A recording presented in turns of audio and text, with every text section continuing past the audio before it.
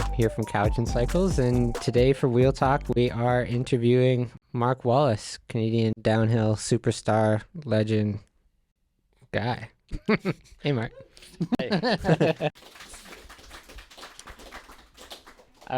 Thanks for taking the time to come out with us. Thanks for having me. Appreciate it. And thanks to everybody here for coming out.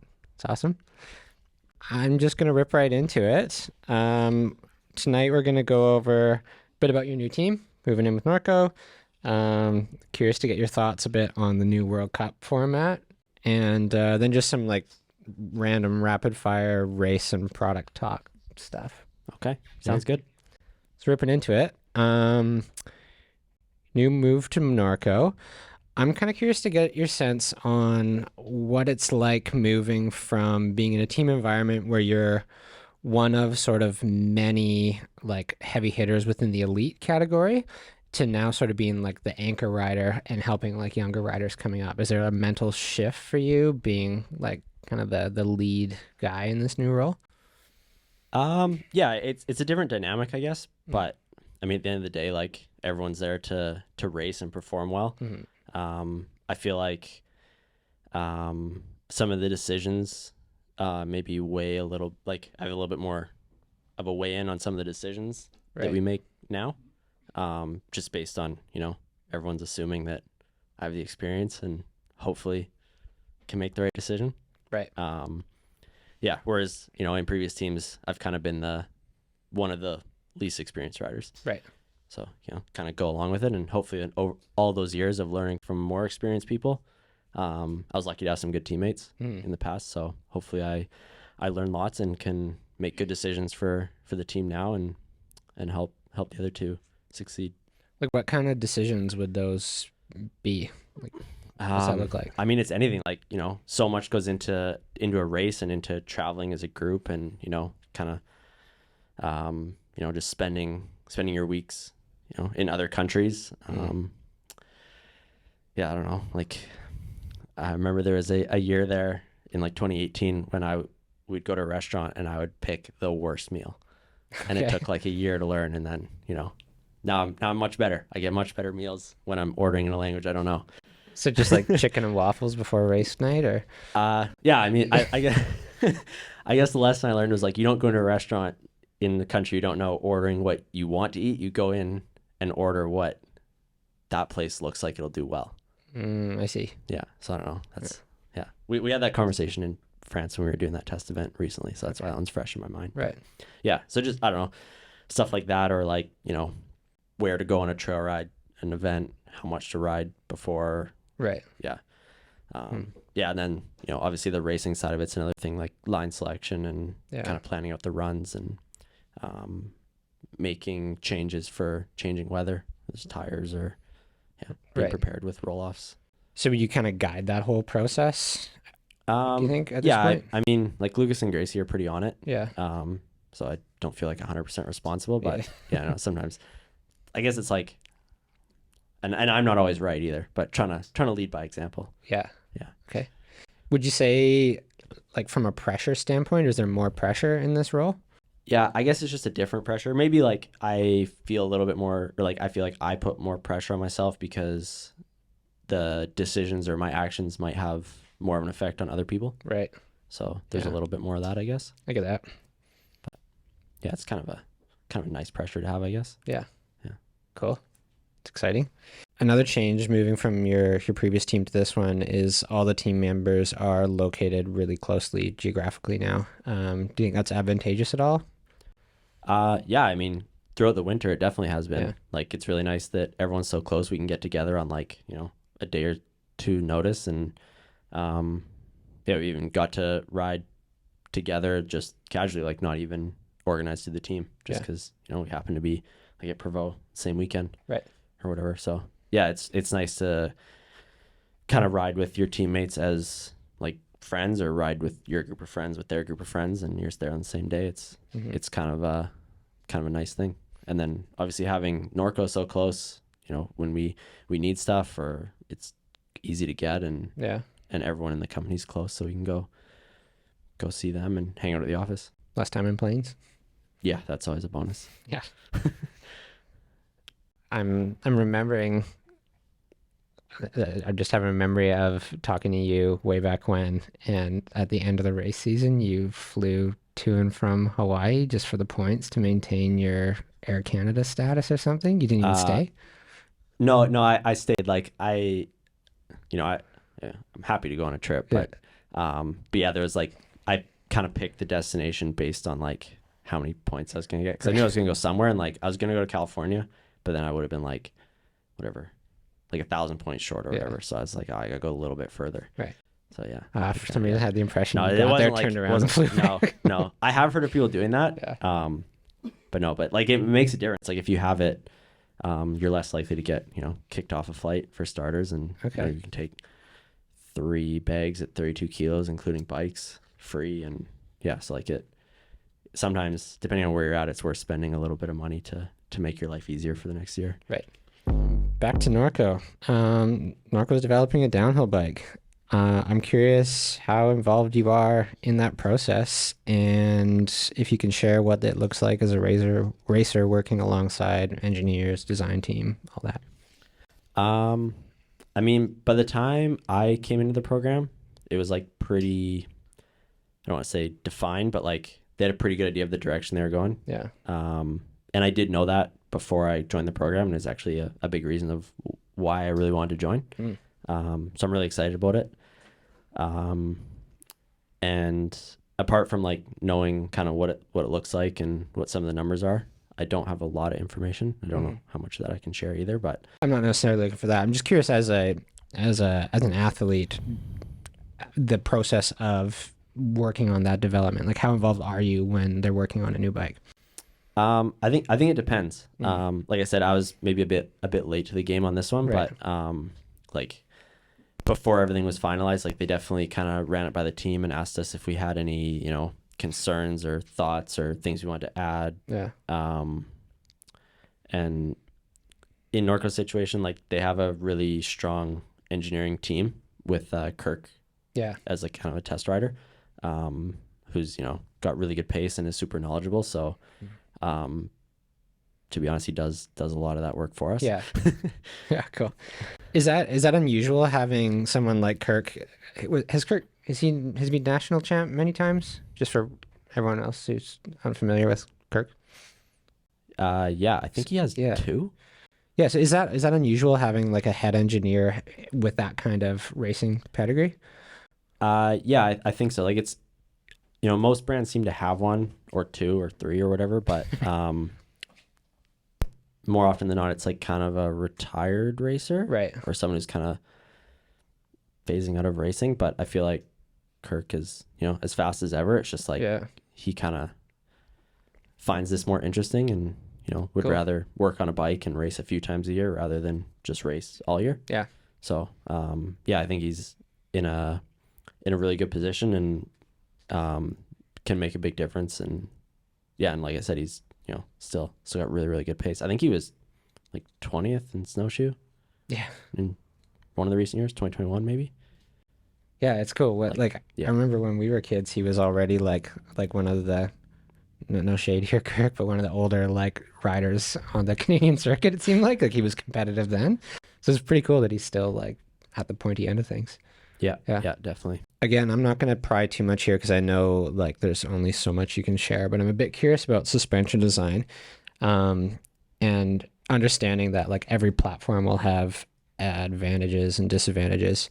You've been on a number over the years, split pivot, 4-bar. Now you're on a high pivot VPP style system. Can you talk at all about suspension design and like maybe a bit how the new bike feels or how it compares? Not necessarily a better or worse, but just like what some of those different characteristics might be like, and what might have drawn you to moving to the Norco platform. All right. Yeah. So like you said, like they're all all quite different, and you get different advantages and different challenges with each one. The current one, like you said, like kind of a VPP with a high pivot. It's I think it's the direction a lot of bikes will go, especially downhill bikes. Yeah. Like you could argue that you lose a little bit in efficiency. But like the thing with a high pivot is it doesn't necessarily mean that that bike has no, pedal kickback or whatever you want to call it. But what it lets you do is have like a really favorable axle path from a suspension point of view. Yeah. And then, which is generally a bit rearward. Yeah. Because that's what lets you absorb the hits the best, makes the wheels survive and the shock work. Yeah. But you can't have a rearward axle path without, having some way for the chain to stretch. Yeah. So if you don't have that high pivot, then you end up with a tunnel pedal kickback and kind of defeats the purpose. So I think that's why so many bikes, especially these downhill race bikes, are going with a high pivot. And there is some pedal kickback in most of them, all the ones I've ridden anyway. Yeah. But it lets you tune that wheel path with a lot more freedom. Yeah. And yeah, I'm definitely not an engineer and have a pretty limited understanding of it, but I Feels can good. ride them and feel the difference and have someone explain it to me like I'm 5. Yeah. So. And my understanding is like, I think the industry talks about pedal kickback as being like a super negative thing, but there are some minor advantages to it in certain situations too. Like I know from a pedaling standpoint there are, but even in downhill bikes, theoretically some brands are still trying to incorporate a little bit. Would you? Yeah. Like, I don't know, based on what I've ridden, I prefer a little bit. Yeah. It gives you a little bit of control of how the bike works, I guess. Like, Okay. If you're trying to drive a lot of force out of a turn, like pumping out of a turn, Yeah. you can, weight your front foot really hard and it'll kind of hold give you a bit of extra compression in the shock. Right. Kind of Okay. hold it up so you get a bit more drive. Yeah. Or same thing, like landing a big compression, you can, keep your legs really, really solid and it kind of makes the bike hold up a bit more and you can kind of store some more of that energy into pushing yourself forward. Cool. But yeah, obviously too much and then you go through like a set of braking bumps and you have to basically pedal your feet backwards or else your bike's not working. So yeah, there's definitely a balance there. And I think, just with the wheel path that is favorable, it would be too much without an idler. Yeah. It's from my understanding anyway. Cool. Interesting. On to World Cup format stuff. So there's like tons of changes this year. You've just had your test event. So for everybody's kind of, I think everyone here has been following pretty closely, but we've made the switch from Red Bull covering the World Cups to Discovery taking over the broadcasting. And there's been a ton of big changes about how the weekend's structured. In general, like, do you have a general sense of optimism there or uncertainty? I mean, I think initially when it was announced, like a lot of the riders, myself included, were kind of hesitant. Yeah. But as things have gone on, I think it's improving. And we did this test event last month in France. And it actually went quite well, like despite some weather challenges. It was like the race day was super busy, like doing 2, practice, semifinal, and then final all in a day, where the semifinal cuts to top 30. So like, top 30 World Cup these days, and you're not cruising. Yeah. So yeah, essentially look at it like 2 race runs in a day. So it's a busy day. But I think after we all kind of went through it, it, like most things, wasn't as bad as it sounded. Yeah. So. Do you think it'll change the way you approach a race weekend at all? I don't know. My kind of mentality going into it is it's like, it's all the same. Basically treat semifinals like we used to treat World Cup finals. Right. And then you just have the bonus chance to really go for it for finals. Cause there's still lots of points available in the semis and in the finals. I mean, the worst you can do is 30th. Right. So. Right, and you're still getting points for an additional 30th. Yeah. I see. Okay. Yeah. So I don't know. I think it'll change the overall point system. Yeah. At the end of the year. Yeah. I think it will maybe favor consistency a bit more. Which might be good for you. Potentially. Yeah. Yeah. So it will be a bit different. It's definitely like, more like it's. Yeah. Yeah. An extra timed run, especially on a day as stressful as race day is big, but I think it'll be I'm pretty positive about it. Cool. Yeah. So you think most people will be doing their big runs in semifinals? Is that what you're alluding to? Just to make sure they get into the main show? Or do you think it'll just be every run's all out and that's just I World mean, Cup yeah, racing? yeah, pretty much every runs all out. I mean, even qualifying, like you gotta Yeah. you gotta put together a good one. Yeah. I don't know, like someone described it to me as like, so you run semifinals like a World Cup race, and then every week you're doing a World Champ style run for finals. Right. Bouncing off topic a bit, 2 world champs, just because I'm thinking about it. Do you approach that quite a bit differently? Is that a more chaotic or less calculated race because it's sort of first place or nothing? Or Yeah, it's a little bit different, I guess. yeah. Maybe for some people it's a lot different, but yeah, it's definitely like a kind of a focus point of the year. Yeah. Like, you know, if you miss qualifying in most of the World Cups and then won one, like, yeah, that'd be a pretty great year. But you know, if you didn't make a single World Cup qualifying and then won World Champs, like, it'd be a great year. Yeah. So yeah, it definitely makes a difference for having that one, or that, you know, one shot at it, I guess. Yeah. But at the same time, like, you know, it's a long season and you gotta try and perform at every race. Yeah. General race and product talk. This is another one that I hadn't planned to ask you about tonight, but I found it really interesting. So a month or so ago, there was a U.S. National in Tennessee, and I'm curious to get your opinion on something Dakota Norton said, who won the race, in his post-race interview. I'm not sure if you know the one I'm about to reference, but so he just come off his win, and his interview, I'll read out a couple quotes. "I'm not very proud of the way I rode. It's not the way I would have liked to ride. I definitely went over the speed limit for the track." As a race fan, it's kind of unusual to hear that from the race winner being so down about their run. What's your take on that? I can see where he's coming from. Like sometimes you have like, you know, like we talk about visualization and, you know, visualizing the track, how your run's going to go, all that stuff. And sometimes in your race prep, like you do it so much that you get in your head of how it's going to look and how you're going to win. But then the reality of it is that's not how it goes. So even if the result's the same, you might not be like super happy with how you got there because that wasn't the plan necessarily. Yeah. And on tracks like that one, like he's saying, like he was over the speed limit of the track. I think that's pretty common. Like it's kind of what you have to do, and that's probably why he won by that margin, because he was probably the only one that actually got past that speed limit, whereas everyone else kind of raced within what the track sort of was built to allow. If that makes sense. So what I got out of that was essentially he was saying he was reckless and it was kind of irresponsible almost. I guess. I mean, yeah. Like, have you ever I come didn't out talk of to a him race after, but feeling like you went too fast? It's such a peculiar take. yeah. I feel like Aaron Gwynn had some interviews like that after like some 2011, 2012 races when he was really dominating. Yeah. Like I think he won Val d'Isole by like 7 seconds one year or something, and his interview was like, "Oh man, I was so angry with how I rode at the top."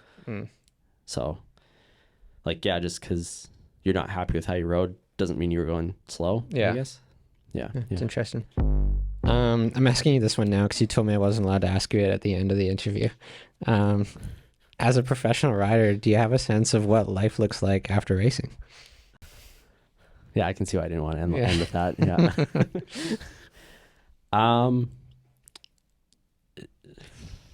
No, not really. Yeah. Take each day as it comes. Yeah, pretty much. Like, I don't know, I'm happy to be doing what I'm doing, and I feel very lucky that I've been able to do this for as long as I have, and yeah, at some point I won't be able to anymore. Hopefully it's my choice. Yeah. But yeah, I don't know, find something to keep me busy. Yeah. Still be connected to the bike world some way, whether it's like, I don't know, maybe I can be one of those semi-retired racers that test bikes, or I don't know, coaching or something. Yeah. Do you like bike development? Have a real job at some point too. Maybe Grant will hire me at the shop. Autographs out back. Do you like the bike development process? I find that so fascinating. Like, what is that like? Yeah, it's really interesting. I mean, like I said, I'm not an engineer, so sometimes I'm pretty lost. Yeah. But I definitely like think it's cool to be able to like ride something give feedback to the people that designed it or have the ability to make a change. Yeah. And try and just build something that works better and go faster on. Do you ever find like changes are made and you like there's not a lot of discernible difference, or is there normally something you can offer? Yeah, for sure. Like, I don't know, sometimes you're just like searching for something in your head that is different, and sometimes you just have to say like, guys, like, I don't know. Yeah. I couldn't tell. Yeah. And sometimes that's valuable feedback as well, I guess. I don't know. It's like you just gotta ride the bike and say what you think, and yeah, hopefully it's useful. My mind's bouncing around here. I sometimes get customers that ask me like, can anyone actually tell the difference between like half a PSI or so here and there? Like, how much tire pressure do you think you notice changes in? I don't know. I've definitely had it where like I wrecked 2 wheels in a row, so I go up a PSI and then didn't wreck another wheel the rest of the week. So Okay. yeah, I don't know. Like it does make a difference. Yeah. Cool. Yeah, it's kind of how I gauge tire pressure. Just keep going down Until it break goes something, off. go back up. Nice. What's the most wheels you've wrecked in a race weekend, do you think? It was a couple of years ago. Went through, I don't know the number, but it felt like 1 a run, maybe 1.5 a run. It wasn't good. 1.5 a run, so someone runs you up one part way Front through. wheels too. Okay, right. Yeah. Nice. Yeah. Yeah. Sometimes you just, I don't know, Yeah. having a bad day, hitting extra rocks, and Yeah. the track's really rocky, and yeah, the wheel you're on isn't that strong. But Oh, this leads me into another thing. There's lots of questions here that I haven't actually planned to ask you that I'm just going to bounce around to. In chatting to you in the past, you and I think many racers run relatively low spoke tension that's not really sustainable from like a structural standpoint. Is that accurate? yeah, I think so. Like, Yeah. especially when it gets wet or we're fighting for traction. Yeah. Like loosening spokes is a pretty good way to get some more, kind of compliance out of the wheel. Yeah. They don't deflect as bad when they're loose. But you basically have to, like, you won't get through more than a run. Yeah. So you basically come down, and then Jeff, the mechanic, has got to like go through it with one of those tensiometer gauges. Yeah. And check them, put them all back to the right tension. Does that get squirmy in like high G-force corners? Like, do you have to be pretty careful about when you're running those low tensions? For sure, yeah. Like some tracks, it just doesn't work. So that's why it's usually like a wet weather move when there's kind of not really traction anywhere. Right. Yeah. Cool. Or else, yeah, it just feels like you're gonna fold wheels in half. Right. From a bike setup standpoint, how much does what you run at home differ from your race setup? It's pretty similar. I mean, spoke tension's a big one. Right. I just run my spokes tighter at home because I don't have to check them every run. Right. I mean, other than that, like, kind of, yeah, pretty similar. Yeah. Bike's probably usually a bit more dialed and clean for Right. the race because Jeff, the professional, is working on it. Yeah. Not me. Yeah. But yeah. Other Except than for that, when you bring it to setup's pretty Cowichan the same. cycles, right? Yeah, exactly. Good. Now that I'm on Norco, you'll actually touch it. Yeah. Do you change your bike much from track to track, or are you more consistent with your setup, would you say? Make small changes, Yeah. like bar height Yeah. is one, changes quite a bit. Like air pressure, spring rates generally don't change much, if at all. Compression will change a little bit, like depending on how steep or flat the track is, just to balance the bike kind of how you want it. Tire pressure might change a bit.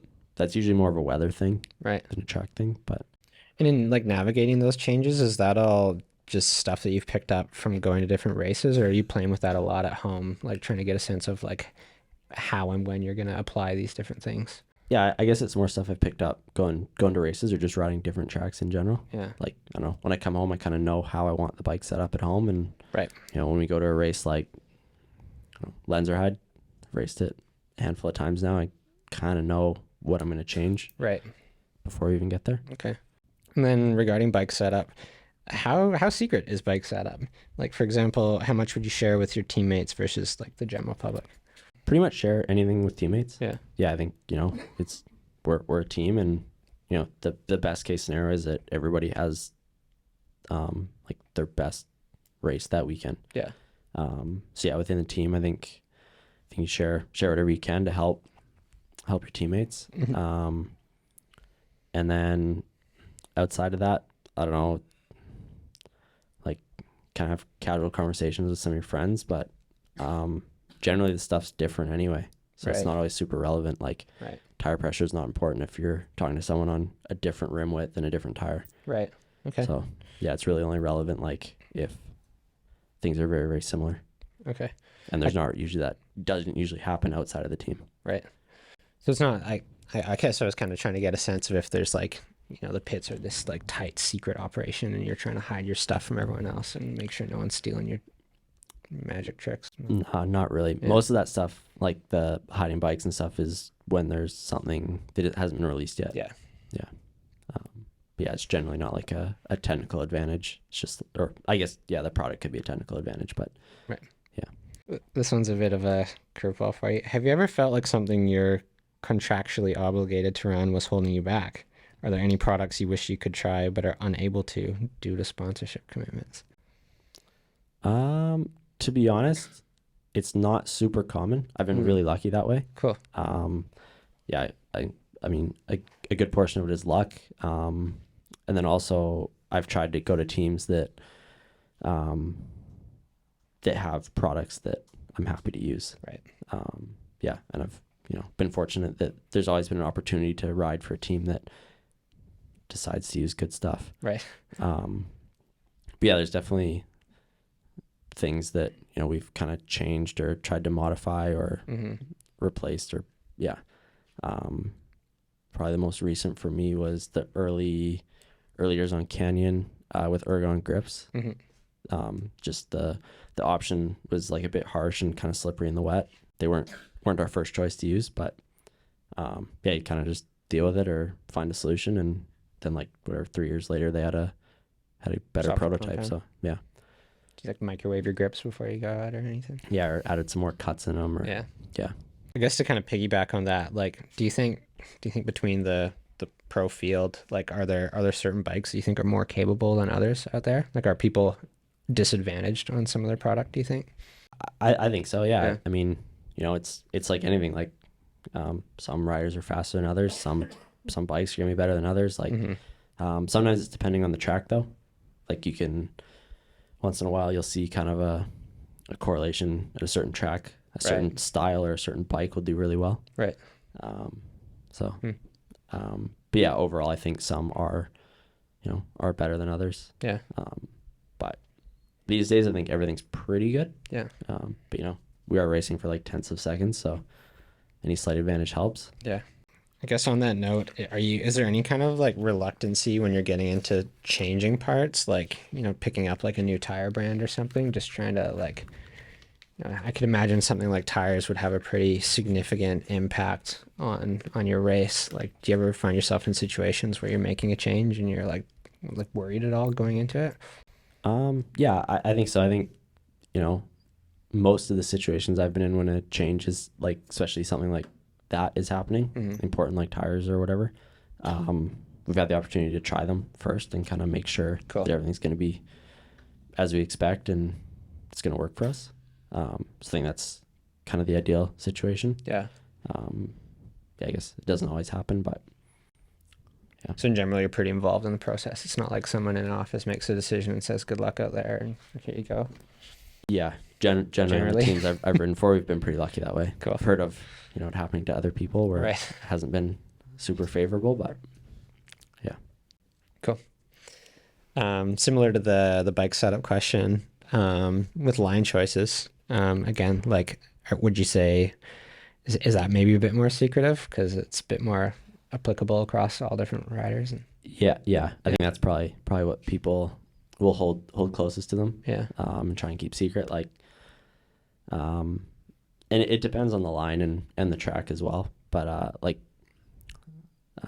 yeah, usually you share them, or the teams I've been on anyway, we share lines through the team.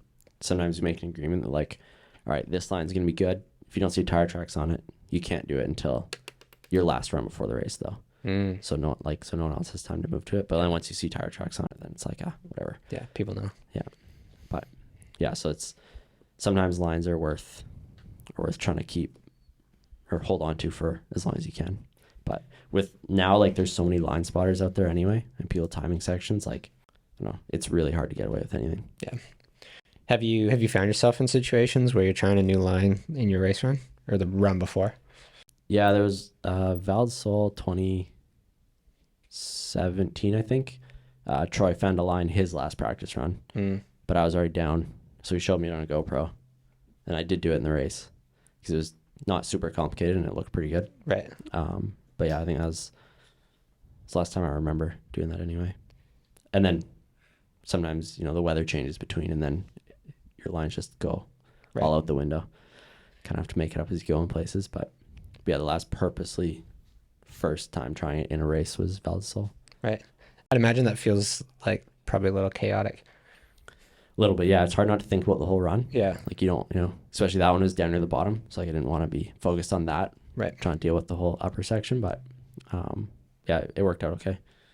You think like that kind of try it right before you run thing, like, do you think that's advantageous from a like risk versus reward standpoint?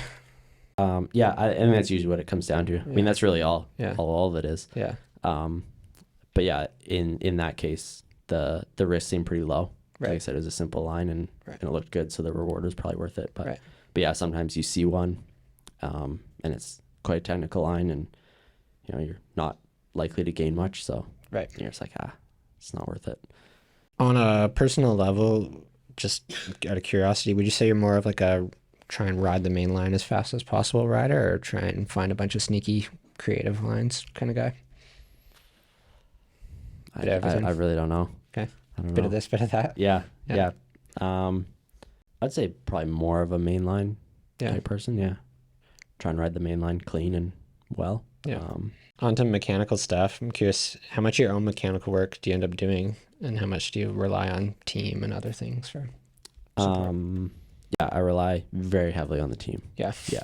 I'd be pretty lost without them and Jeff. Yeah, I mean, once in a while, like, if, you know, to help out, like, I'll wash my bike or change a set of tires or something, but I probably wouldn't be trusted to change a set of tires on race wheels. Okay. Yeah.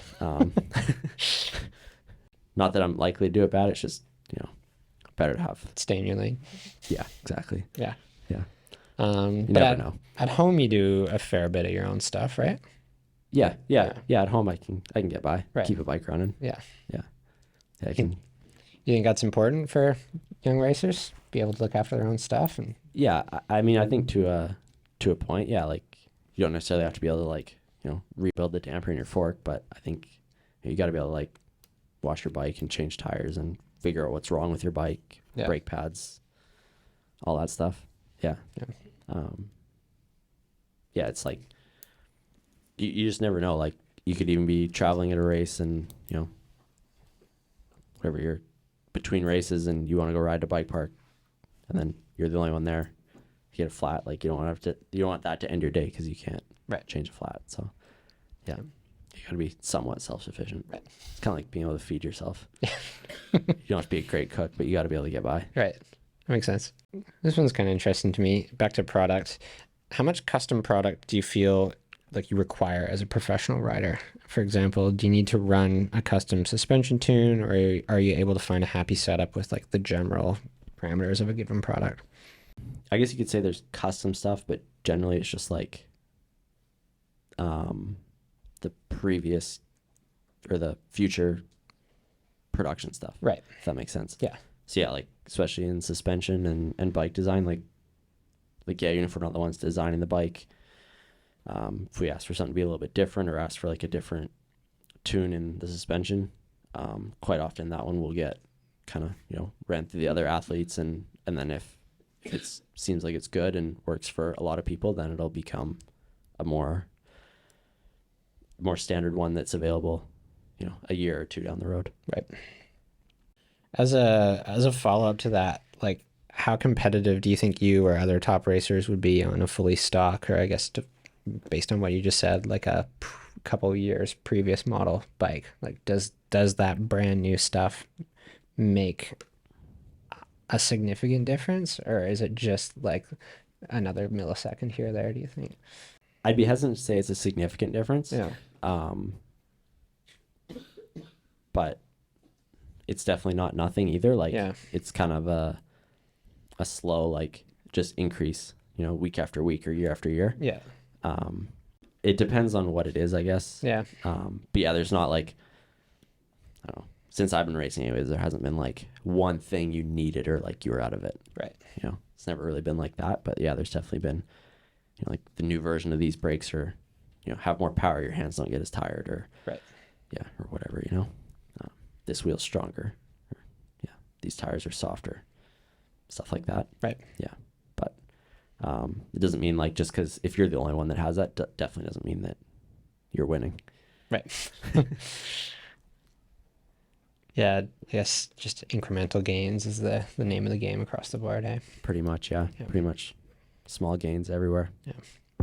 I'm actually closing in on my questions for you tonight, so we're getting close to moving into asking the audience here if they have anything they want to ask you. The last one I want to hit you with is just, do you have any advice for the kids who see what you do and want to take their own shot at World Cup racing? Well, I think like we talked about earlier, learn how to do a little bit of bike work. And just, yeah, if you like riding bikes and want to keep doing it, just, you know, as long as you're having fun, put in the hard work. Mm-hmm. Like, I don't know, I think if you're in the position where you have the opportunity to work really hard at something that you enjoy doing, that's like pretty much best case scenario. Mm-hmm. So, yeah. Cool. Moving into you guys. Doug. Any superstitions that you've hung on to? You know, you wear the same underwear all weekend, or, you know, if you want to race on a certain tire, do you like, oh, it's got to be that tire, it's got to be orientated like that way on the rim again? No superstitions really. I think like you mentioned with the tires, like fairly pay attention to details. It'd probably drive me crazy if like it didn't line up with the logo on the rim. But yeah, not necessarily a superstition, just kind of picky. Oh man, I blew it. Should you guys watch The Office? I'm a little stitious. Hey, Mark. Hey. So I think with any job, and what you're doing is a job, there's sort of what it looks like from the outside, and there's what it actually involves when you're doing the job. And typically the job involves a lot more complexity and nuance and different kinds of sub roles within it that you have to do to fulfill the entire role. I'm curious, of this role as a World Cup racer, what parts of it or what roles came most naturally to you, and what parts do you find most challenging? Okay. All right. So ones that come fairly naturally are like just the riding, obviously. I mean, that's kind of why I'm doing this. And the training as well. Like I don't mind, you know, riding or working out or whatever by myself. Happy to do that all day. Kind of the things that are a little bit more challenging for me would be like this stuff. That doesn't mean I don't like it. It's just not really, it doesn't come as naturally to me. And I don't know, I guess traveling is always tough. Yeah, especially dealing with like the jet lag, and yeah, it just feels like it burns a lot of time. It's kind of hard to, we all have to do it, but it's just, yeah, it's definitely a challenge to deal with that I think maybe isn't, even myself, like I don't expect it to be as bad as it's going to be every time, and like kind of how long it takes to get back into the rhythm of things. Do you think from a travel standpoint, like the riders that kind of thrive on that a bit more, like might be in a bit of a more advantageous setup coming into races? Yeah, I mean, like if you really let it get to you, it would be a lot harder. Yeah. Yeah. Especially with how, like, you know, we're talking about marginal gains, and like, yeah, if you're overtired for an entire week, like it's going to be really hard to perform that week. Yeah. I guess with the schedule the way it is now, it'd be an advantage if you lived in Europe. Right. So it's always good to make them come over to North America and watch them complain for 5 days. Yeah. But, but yeah, it's just just one of those things. Are you like a professional sleeper? No, not really. No. Like, I do pretty well of getting enough sleep. Yeah. Yeah. Go to bed pretty early every night. But yeah, I'm not like super good at sleeping on a plane or in a car or anything. Unfortunately, getting better. Yeah. But yeah, still a ways from where I'd like to be. Keep working at it. Got to keep improving. Yeah. How do you deal with like the training and like the race pressure? Like, cause the pressure's pretty big, I assume. Cause when I'm racing, I get nervous and that kind of stuff. So how do you deal with that? To be honest, like the pressure, I feel like hasn't really changed since I was started racing. Yeah, I'm just like, most of the pressure comes from myself to do well at that race, and I think if you're nervous about it and you're feeling pressure, that's kind of a good thing. Like that's what makes you perform, and that's how you know you're doing something that you care about. Yeah, so I think I don't know why or how I dealt with it when I was a kid, but I don't know, the more you do it, like it just kind of feels normal. Like I'm like, yep, it's Sunday, I can't eat my breakfast, I feel like I'm gonna throw up, this is the worst, I don't know why I keep doing this, and then right after the race, it's like the best day ever. So yeah, it's just kind of how it works, I guess. To piggyback on that, is there much external pressure in your position? Like, do you kind of feel like you ever have like managers or anything breathing down your neck expecting something, and how does that affect the whole process? No, not really. I feel like I've never had it made that obvious to me. Right. But like I feel like, any racer's kind of got a pretty good idea of how they're performing based on what their expectations or the expectations on them were for that year. So yeah, if things aren't going well, you'd probably be able to read between the lines and be like, all right, well, better make it count this week, or might not have a deal or the same deal next year, So yeah. So is there kind of like a quota almost that you have to hit? No. Well, I mean, for me, no. I Right. don't know. Some people might have that written Right. down in a contract. I don't know. But I've never had that. But I feel like, yeah, it's just, I don't know, when you're in that situation for a year, hanging out with those people, like you kind of get a sense of how they're feeling about your performance. Right. Yeah. Whether they say anything or not. Right. It's like, yeah, pretty easy to read between the lines. Right. Yeah. So Interesting. yeah, I mean, if the external pressure isn't direct, I think you can kind of figure where you're at and what you need to do, and in a way, I guess that's just internal pressure again, which Yeah. is all the same. Yeah, and yeah, the more you do it, the more familiar it gets. It doesn't get easier; it just gets more familiar. And I guess, would you say you're someone who deals well under pressure? I would say no, but I don't know. I'm still able to do this, so Right. could be worse, I guess. And I do seem to do better at races where I'm really, really nervous. Yeah. Like if I'm kind of Interesting. not that nervous, not really feeling pressure, then I generally won't ride that fast. So yeah, seems to make me ride a bike faster anyway. Cool. Yeah. And there's like, everyone has things they can do to deal with it, whether it's like doing more practice runs or visualization runs or, video games or reading, I don't know, whatever. But yeah, everyone kind of finds something to manage that pressure, whether it's to increase it or decrease it, to kind of find the level that they perform the best at. And would you say this is more stressful or a World Cup race run? It's a different kind of pressure. Like, this is stressful because I don't know what I'm doing. Same. Yeah, riding a bike, I care about it a lot, but at least I feel like I have some confidence in what Yeah. I'm doing. Yeah. Yeah. Cool. Grant kind of mentioned this a few questions ago, and you alluded to it a little bit in your description of how you described yourself as a mainline rider. And Grant mentioned you're a very consistent rider. And this is something that Grant has actually mentioned about you before. And I'm kind of curious, like, are you a naturally consistent rider who has to sometimes push himself to be a little more reckless? Or are you a naturally more reckless rider who has to work really hard to be consistent? Or is it both? 100% consistent that I constantly have to try and push myself out of my comfort zone. Yeah.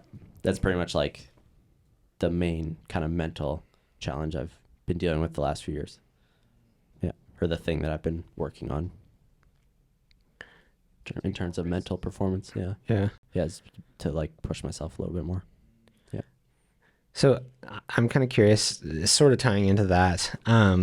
You were injured a fair bit over the last year and a bit, right? Like little things, but yeah, they were there. Yeah, injured might be a bit of a strong word, but basically I had a knee issue. Yeah. Yeah, it was from January 2022. And yeah, it just kind of affected training and kind of hurt to ride every time. So it wasn't a super fun year. Kind of hurt to ride my downhill bike. But I mean, every when time. you're looking at marginal gains, I'm sure it adds up.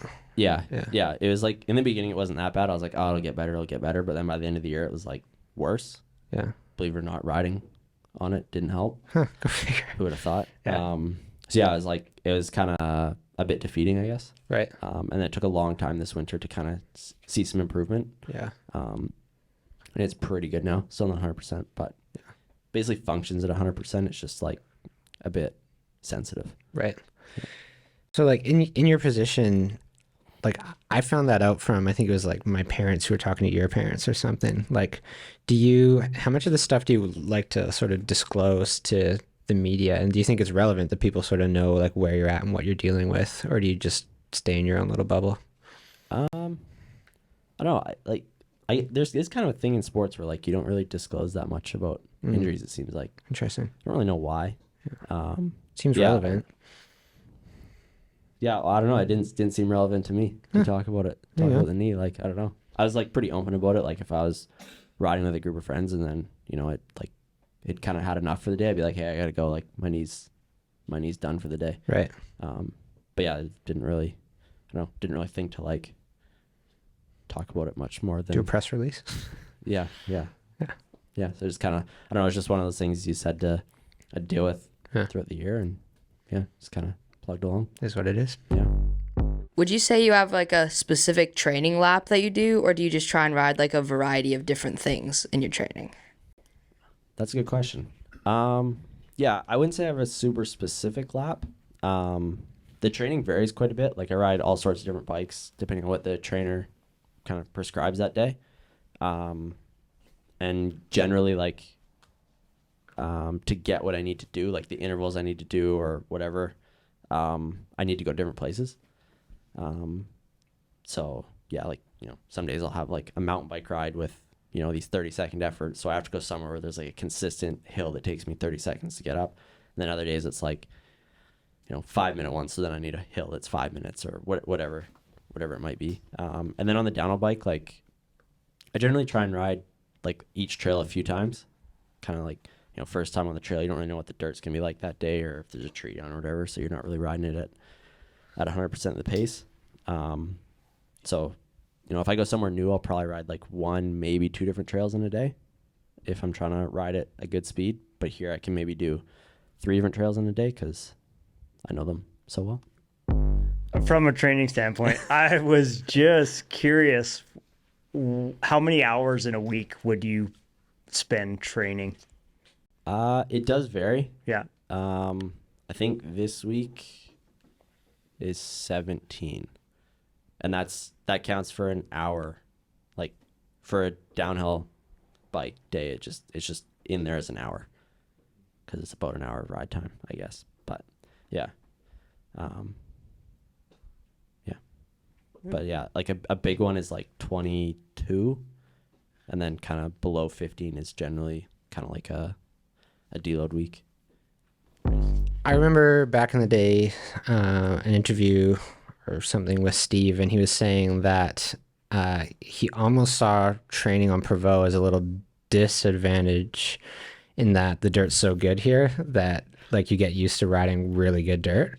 Do you have to force yourself to ride other areas so you can like be prepared for worse trails? Yeah, I mean, he's not wrong. It's like riding Velcro here. Yeah. It doesn't mean you can go fast, which is useful. But yeah, like when you go to a new place, especially like this time of year when I've been home most of the winter and go ride somewhere with less than ideal dirt, it's like kind of always a bit of a shock. But I think just being able to to know that it's not going to feel like the dirt does at home, I think is also a huge step. Yeah, ideally, it's great to ride all different types of dirt and all different conditions, but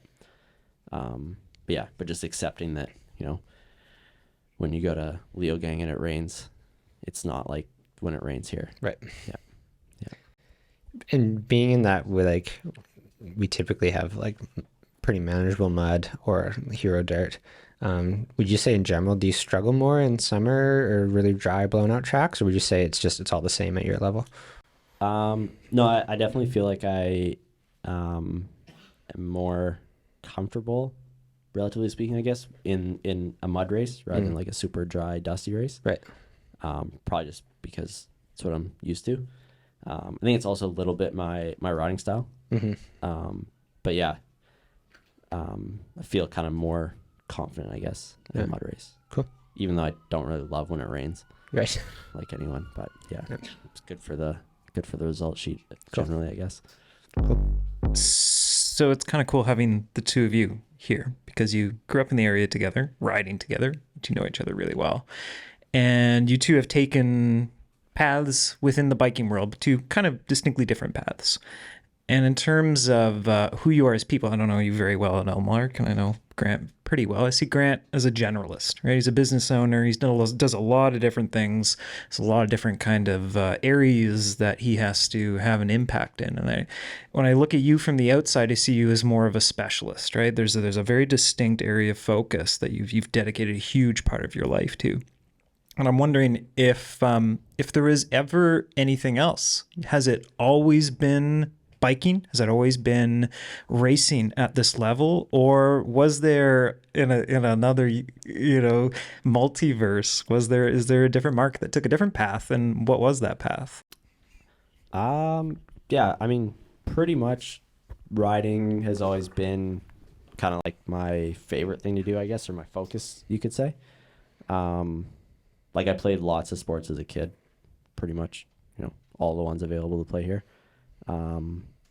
And, like went through school and, like did my homework and stuff.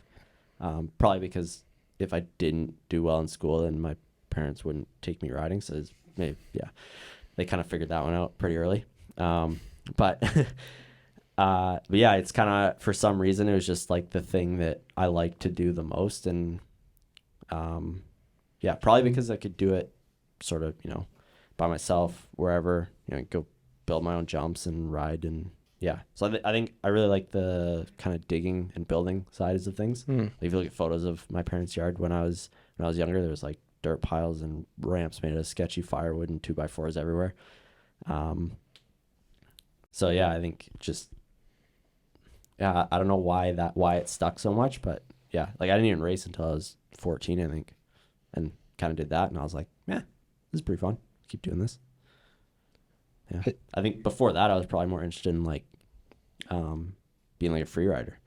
That's what I remember from when I first met you. Yeah, I remember you had like before the kind of or the hot thing, you were trying to build an open loop in your yard. Yeah, I should have done it. Yeah. Might have changed the whole path. Yeah. Mark had a wood jump that he like propped up with a bunch of 2x4s in the ground and then built a dirt landing behind it. It was heinous. Did you ever try that? No, it looked too sketchy. Yeah. Yeah, I built it and I was like, nah. No. Tried to convince a few friends to do it. They weren't into it. Grant was probably one of them. No. No. But I remember one day, like, we were probably like 14 or 15, but you texted me and asked if I'd done a flip on dirt yet. And I was like, no, of you. And you're like, no, but I just built a sand jump for it. And then we all went to your house. Got it done. And we all learned it. I remember that being a pretty huge day. I don't even remember. My memory is garbage though. Do you remember the jump? Yeah, still there. It's the only Really? jump that stood the test of time. Oh man. Yeah. Let's go. My parents plowed all of my other ones. So looking at that, you were like very free ride focused early on. Like what made that shift into downhill? I don't know. I'm like a pretty big part of it was our friend Andrew Mitchell. Yeah. 4-time Canadian national champ. His mom worked with my aunt. So when I was 14, I guess, she somehow set up for us to go for a ride, and we went for a ride, and he was kind of like, "Ah, you should try a bike race." So I was like, "Okay." So I did one, and yeah, like I said, kind of had fun. Figured I'd try a couple more, and it started to go well. So kept doing it. Do you ever wish you stuck with slope style? No, definitely not. No, I think I think my personality works much better as a bike racer, and yeah, the stuff those guys are doing now is yeah, pretty unbelievable. Yeah. Yeah. I know it felt back then like if you could link up like a 360 and a backflip in the same run, you'd be like on the box. Yeah, definitely not the case Not now. the Now, case if you do anymore. that, you're like a reasonably good 10-year-old. Yeah. Yeah. Yeah. I've always heard a lot of rumors from World Cup racers saying that the Western Canadian downhill tracks differ quite a bit from the actual World Cup tracks that you're racing. One, do you agree with that? And what can young Canadian downhill racers do to help that adjusting period going from the BC Cup, Canada Cup circuit to the World Cup circuit?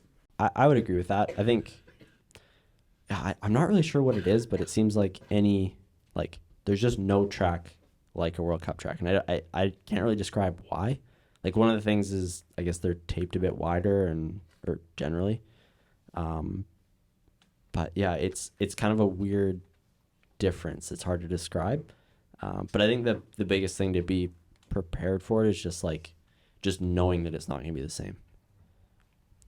Yeah, I think if you're not surprised by the difference or expecting it to be the same, that's already like a huge step forward.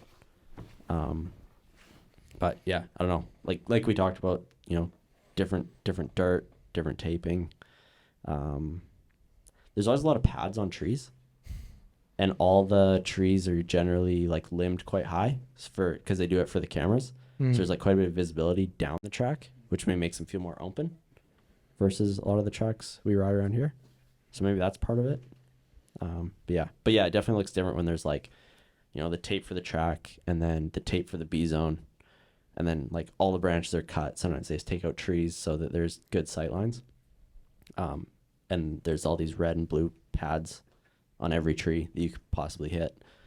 So yeah, it just, I don't know, it just has a different look to it, I guess, which makes it feel different. But at the end of the day, you're still just riding a bike fast over roots and rocks and dirt. So, Do you think like knowing what it is like to ride a World Cup track and knowing that it's hard to replicate, like, do you think you or like an experienced racer would be able to sort of build a better replica track for training? Or is it just you have to be at a World Cup to do it? Yeah, I think you could. I think a big part of it is, I don't know, like as I'm thinking about now, is just the resources. Like, like I don't know how many pads they have to put on trees and stuff, but it makes the track feel different. Right. And yeah, having all the branches cut and these like long open sight lines and banners everywhere, like it just kind of changes how it looks, which changes how you feel on the track, I guess. It's probably faster with the open sight lines, I'd imagine. Hey. Yeah, that's what I'm just thinking. Like, I feel like now for me, when I go to a World Cup, that's what feels normal. And then when I go to like a race in BC, I'm like, why is everything so close to me? Is that, that makes sense? Or I'm like, why? Interesting. Like, I don't want to hit that tree that doesn't have a pad on it. Like, made me soft. Yeah. World Cup racing makes you soft. There you go. Yeah, I don't know. Yeah. I don't know. I could be wrong on that, but I don't know. Just thinking about it now, it's kind of how it feels, I guess. I kind of have like a two-parter, but Okay. like now that like you're elite, like is your like race weekend like as a World Cup different from like a junior? And my kind of second question is like, what'd be like your advice like now as elite that like you'd give to like your junior self? The race weekend is a little bit different. Seems like there's more time, I guess, between like practice and race, just because there's more racers than in the junior categories. It also feels a little bit less overwhelming, I guess, because I'm done more. And advice to give my junior self would be, I don't know. That was a long time ago. I think like like I said, I think as a junior, like I felt pretty overwhelmed by the whole like just scene of it. I guess I was able to just focus on the riding and my racing, and did well enough to get through it. But I feel like I was a bit hesitant, like especially to make mistakes and stuff. So it'd be like, yeah, just to like still work hard, still feel the pressure, but kind of relax in the situation a little bit, if that makes sense. Quick question that I find it really interesting. I think we're really lucky. We live in such a cool spot, and like Provost's, world known and whatnot, and the kids that train here are pretty lucky. But outside of Provost, not a lot of spots like this across Canada. For a Canadian racer, do you think there's a bit more of an advantage for racers being brought up in Europe who can actually go to all the different World Cup tracks, Italy, Portugal, France, all these places, in their development as they grow up, versus Canadians who pretty much have to be based here if they're going to be racing? Yeah, I think so. Like, access to tracks and to riding and to that kind of atmosphere is huge. Like if if it's more easier to access, you end up with more kids doing it, and if you have more kids doing it, chances are you're going to have more fast kids. But I don't think that's the only way necessarily.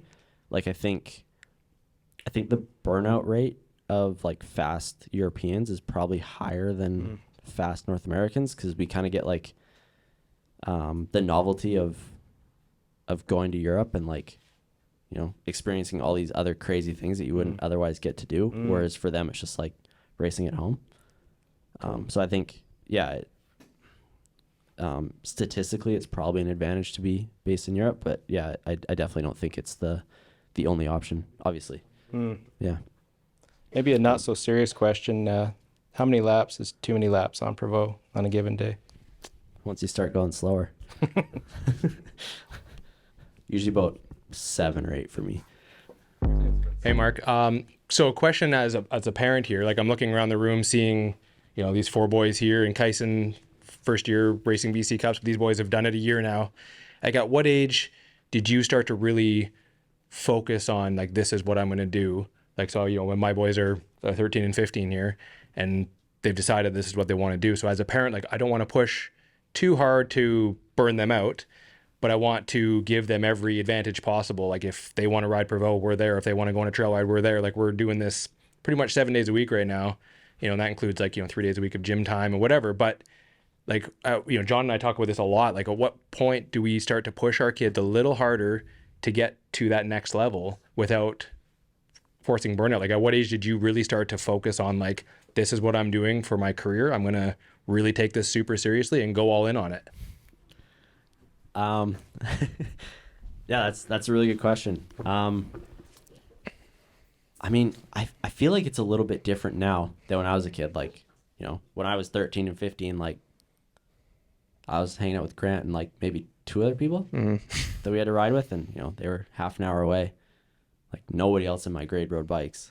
That being said, like I feel like I think I was like probably either around my 16th birthday, kind of like realized like it'd always been something I'd wanted to do, like since I was like 6 or whatever. Like I was watching bike videos being like, yeah, I'm gonna do that one day, whatever. But probably when I was about around my 16th birthday, like kind of started to map it out a little bit better, and like ended up on a Da Vinci with Gabe, the team manager for that World Cup team, and with Stevie, and that kind of that was kind of when I started taking it as seriously as I could. I got a trainer and everything like that, but it was kind of my choice, I guess. Like my parents never really pushed me. Like they just expected that I would go to school and do what I had to do there, so there's always another option, and that I was just gonna do what I wanted, and if they were helping me pay for bikes, that I would I guess make it worth it. But I also kind of had Stevie to push me. He wasn't shy about that. It's very clear. But yeah, I think like I don't know, and every like kid is kind of at a different developmental point, I guess, around that age. But yeah, 16 for me was kind of when I could start to figure things out, and kind of make a plan to train and methodically get faster, I guess. Yeah, might be 14 or 15 for others, 17 for some. Yeah. Adam, I might actually be able to piggyback on this too, because I had the same dream of being a pro coming up with Mark, and we had very similar opportunities. And I distinctly remember the same sort of period when Mark started getting really good, and I realized he was on another level. And for me at the time, I still had this dream, like, I want to be a pro.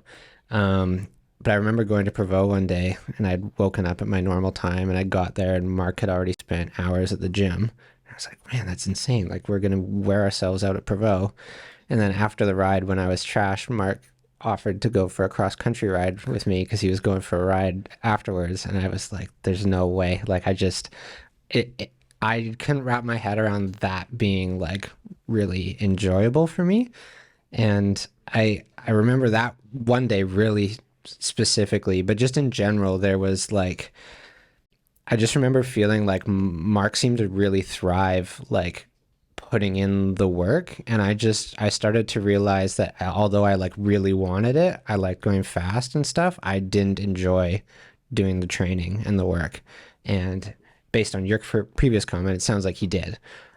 So I would imagine, like, just like if the kids are really feeling like they're like thriving in that kind of environment, that it's probably healthy. And like, if it just feels like it's your head against the wall fighting to get there, then it's probably like not a good fit. Yeah. I mean, that's super accurate. Yeah. I was also, not overly talented, so I had to work fairly hard. But yeah, like, I think, it's, if you're doing the thing you want to do, like, yeah, I probably don't enjoy going for a 3-hour cross country ride in the pouring rain when it's 2 degrees, but to me that seems worth it. Like, if the gain is worth the headache or the suffering, I guess. So it's not really like a question of whether or not I'm going to do it. It's just going to happen, and I'm going to deal with it, and find some positives in there along the way to keep me going. And yeah, but I definitely didn't have that mentality until I was about 16. Like, when I was 15, my dad like wanted to go for a pedal. Like, I was walking up the hill, I was hating it. Yeah. But yeah, like one day or 1 week or whatever, it just kind of switched. All right. I think we wore him out. Perfect. Mark, thank you so much for coming out, chatting with us. Thanks for having me. Thank you everyone for showing up.